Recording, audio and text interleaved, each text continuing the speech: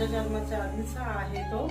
आमच्या मोठ्या घरी म्हणजे माझे आजी आजोबा होते त्यावेळेला, आणि त्यांच्यामध्ये दोघांमध्ये काहीतरी म्हणजे आमच्या मोठ्या घरी म्हणजे माझ्या माहेरी गणपती बसतात आणि काहीतरी झालं त्या दोघांमध्ये आणि वाद झाले आणि मग माझी आजी काय म्हणाली की नाही, यावेळेस गणपती बसवायचाच नाही म्हणून. काय झालं असेल त्यांचं माहित नाही.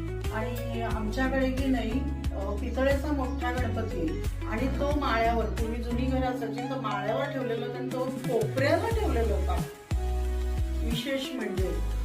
आणि आजी असं बोलता बोलता तिथे अशी टेकून बसली होती आणि काय कोणाच ठेव, आता तो माळ्याच्या कोपऱ्याला गणपती ठेवलेला आणि तो पितळेचा गणपती तिच्या डोक्यामध्ये आपोआप पडला. असू दे, आपोआप पडला तिच्या डोक्यामध्ये. आणि मग काय, तिला दवाखान्यात नेलं, तिच्या डोक्याला टाके पडले आणि मग तिने गणपती बाप्पाची माफी मागितली. ती म्हणाली, बाप्पा मी आता इथून पुढे कधी तुझ्याबद्दल बोलणार नाही. आणि मग आमच्या वाड्यामध्ये गणपती बाप्पाचा सण साजरा झाला.